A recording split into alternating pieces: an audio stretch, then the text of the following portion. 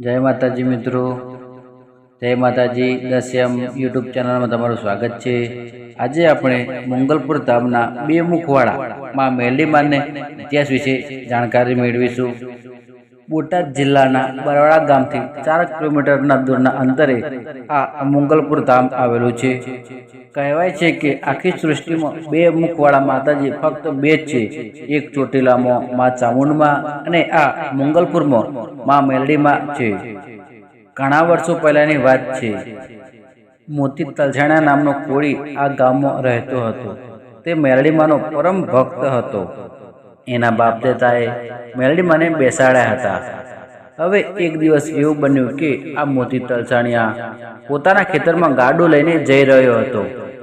ધીરે ધીરે ગાડું આગળ જાય છે અને 5 ગામના સીમાડા જ્યાં ભેગા થાય ત્યાં રસ્તામાં એક મોટું જંગલ હતું અને ત્યાં સામે એક રૂપના અંબાર જેવી એક સ્ત્રી આવી અને મોતી તલસાણિયાને કહે છે કે હે ગાડાવાળા, તું તારું ગાડું ઊભું રાખ। મોતી તલસાણિયા ગાડું ઊભું રાખીને નીચે ઉતર્યો ત્યારે તેને આ બાઈ ભાત જમવાનું આગ્રહ કરે છે। જેવા આ જમવા બેઠા તો તરત જ ત્યાં ઝાડીઓની પાછળથી બીજી 6 બાઈઓ આવી અને સામે આવીને ઊભી રહી। મોતી તલસાણિયાએ પૂછ્યું કે તમે કોણ છો?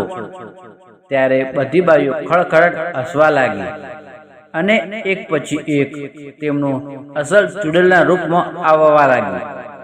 આમ મોતી તલસાણિયાના કોરેમોર સાથે ચૂડેલો આટા મારવા લાગી અને કહેવા લાગી, અમારે તો તારી સાથે લગ્ન કરવા છે અને તારા ઘરે આવવું છે। ત્યારે મોતી તલસાણિયા વિચાર કરીને કહે છે, હું તમને મારા ઘરે તો લઈ જાઉં, પણ મને એક દિવસનો સમય આપો। હું ઘરે જઈને મારા કરડા બાને પૂછી આવું, પછી તમને હું મારી સાથે લઈ જાઉં। આ સાંભળી સાતે બાવીએ ઘરે જવા દીધો। પછી ઘરે આવીને ઘરમાં બેઠેલા ગોખલામાં મા મેરડીમાને પ્રાર્થના કરવા લાગ્યો અને કહે, હે મા મેરડી, મારા બાપ દાતાએ તમને અહીં બેસાડ્યા છે એટલે તું મારી કરડી માં થઈ। માં, હવે તારો જ આધાર છે। હે માં, હું તો 7 ચૂડેલોને ઘરે લઈ જવાનું વચન આપીને આવ્યો છું। માં, હવે તું જ મને કંઈક રસ્તો બતાવ। ત્યાં તો ગોખલામાંથી આખો અંજે જાય એવો પ્રકાશ પ્રકાશવા લાગ્યો અને ત્યાંથી મા મેરડીમાં બોલ્યા, હે મોતિયા, તું ખોટી ઉપાધિ ના કર। હું 7 ચૂડેલોને વશમાં કરીને એની પર કાળી નાગણી ના બેસું તો હું મેરડી નહીં। તું કાલે સવારે ગાડું જોડીને ખેતરે જાજે અને સાથે તારા ખિજ્જામાં કાચનો એક શીશો લેતો જાજે। પછી બાકીની વાત હું તને જંગલમાં આવીને કહીશ। આટલું કહી મા મેરડી અંતર ધ્યાન થઈ ગયા અને બીજે દિવસે સવારે મોતી તલસાણિયા ખેતરમાં ગાડું લઈને જાય છે। ત્યાં જંગલમાં આવીને પેલી બાઈ આવી ગઈ છે અને ગાડાની સામે આવીને ગાડું ઊભું રાખવાનું કહ્યું અને જેવો મોતી તલસાણિયા ગાડામાંથી નીચે ઉતર્યો ત્યાં તો બીજી 6 બાઈઓ ઝાડીમાંથી નીકળી આવી અને પૂછ્યું કે તારા ઘરડા બાને પૂછીને આવ્યો છે ને? આજે તો હું તમારી સાથે જ આવીશ। ત્યારે મોતી તલસાણિયાએ કહ્યું, મને થોડોક સમય આપો, હું હમણાં જ આવું છું। આટલું કહી મોતી તલસાણિયા થોડાક આગળ જઈને મા મેરડીને યાદ કરે છે અને કહે છે કે હે મા મેરડી, બાકીની વાત હું જંગલમાં જ કરીશ એવું મા તે કહ્યું હતું। હવે આગળનો રસ્તો તું જ સુઝાવ માં। આ 7 ચૂડેલો મારી સામે આવીને ઊભી છે અને પછી અજવાળા સાથે મા મેરડી પ્રગટ થયા અને કહ્યું, મોતિયા, આ 7 ચૂડેલોની વચ્ચે જઈને ઊભો રહે અને તારા ખિસ્સામાંથી બોતલ હતી એ બહાર નીચે મૂકી દે અને કહેજે કે હું તમને મારા ઘરે તો લઈ જાઉં, પણ તમે 7 ચૂડેલો છો એવો મને ભ્રમ છે। જો તમે ખરેખર જ ચૂડેલો હોય તો આ શીશામાં 7 ચૂડેલો અંદર જઈ અને બહાર નીકળીને બતાવો। અને પછી હું તમને ઘરે લઈ જઈશ.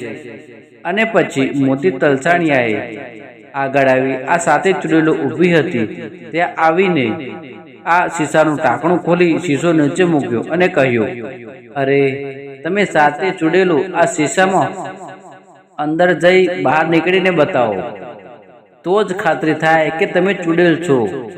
આ સાંભળી સાથે ચૂડેલો હસવા લાગી અને કહેવા લાગી કે એક વખત તો શું, અમે તો 21 વખત આ શીશામાંથી અંદર જઈને બહાર આવી શકીએ છીએ. અને સાથે ચૂડેલો નાનું સ્વરૂપ ધારણ કરી એક શીશામાં એક કરતા બધી ઉતરી ગઈ. અને પછી મોતી તલસાણીએ મા મેલડીનું નામ લઈ તેનું ઢાંકણું બંધ કરી દીધું. ત્યારે મા મેલડીમાં પ્રગટ થયા અને કહ્યું, આ શીશાને ખાડું ખોડીને અંદર દાટી દે અને તેની ઉપર ધૂળનો ઢગલો કર. પછી મારું નામ લઈ પથ્થર ઉપર કંકુનો ચાદલો કર. આ સાથે ચૂડેલોને ધરતીમાં ના સમાવી દઉં અને એની ઉપર ના બેસું તો હું મંગલપુરની મેલડી નહીં. અને જ્યાં સુધી આકાશમાં સૂર્ય અને ચંદ્ર રહેશે ત્યાં સુધી આ ચૂડેલોને શીશામાંથી બહાર નહીં નીકળવા દઉં. અને માતાજીના કહેવા પ્રમાણે મોતી તલસાણીયાએ શીશાને જમીનમાં ખાડો ખોદી નીચે રાખી દીધો અને તેના પર પથ્થર મૂકી અને કંકુનો ચાદલો કર્યો અને તેની ઉપર મા મેલડીને બેસાડ્યા અને ત્યાં નાની એવી દેરી પણ બનાવી દીધી.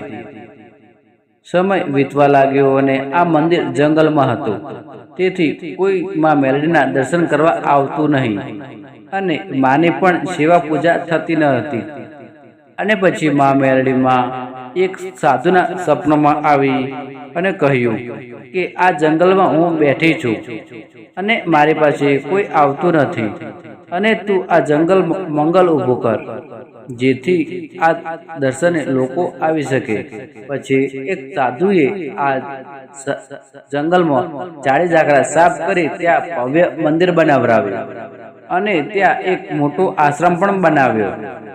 અને પછી ત્યાં બધા લોકો આ મંદિરના દર્શન કરવા આવવા લાગ્યા અને લોકો માનતા રાખે છે અને માનતા પૂરી થતા અહીંયા શ્રીફળના તોરણ બાંધવા લાગે છે. કોઈ તાવા પણ કરે છે તો કોઈ માનો નવરંગો માંડવો પણ અહીં કરે છે. આ મંગલપુરની માતાજીએ અનેક ભક્તોના દુઃખ દૂર કર્યા છે. જય મેલડી માં.